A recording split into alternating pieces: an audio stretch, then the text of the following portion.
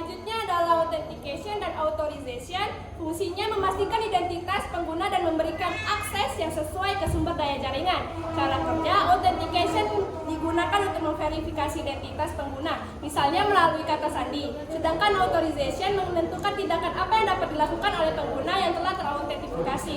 Contohnya, autentifikasi berbasis kata sandi, autentifikasi dua faktor, kontrol akses berbasis peran. Lalu selanjutnya adalah intrusion, detection, dan prevention system atau IDPS. Fungsinya kombinasi dari IDS dan IPS. IDPS memberikan perlindungan yang lebih komprehensif dan mendeteksi dan mencegah serangan secara bersamaan.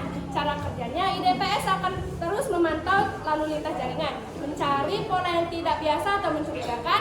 Jika menentukan aktivitas yang mencurigakan seperti upaya peretasan atau penusupan, IDPS akan segera memberikan peringatan.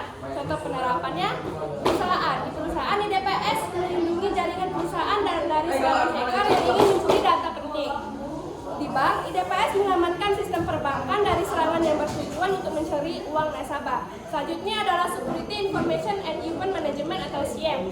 Fungsi mengumpulkan, menganalisis, dan mengkorealisasikan data log dari berbagai sumber untuk mengidentifikasi ancaman dan memberikan visibilitas yang lebih baik terhadap keamanan jaringan.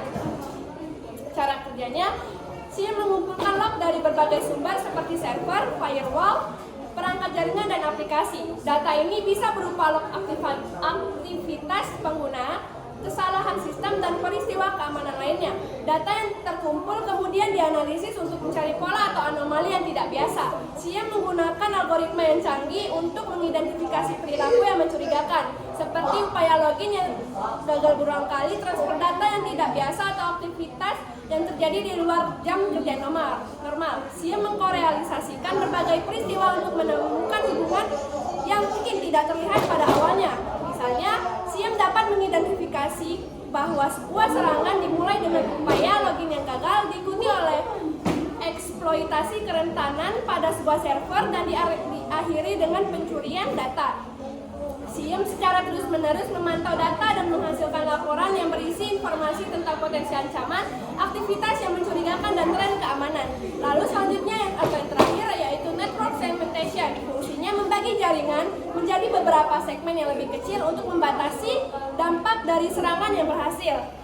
Cara kerjanya, jaringan dibagi menjadi beberapa bagian lebih kecil. Misalnya ini bisa dilakukan secara fisik, misalnya dengan menggunakan router, atau secara virtual menggunakan teknologi seperti WLAN. Setiap segmen dilengkapi dengan firewall. Contoh penerapannya, bayangkan sebuah perusahaan dengan departemen IT, HR, dan keuangan. Masing-masing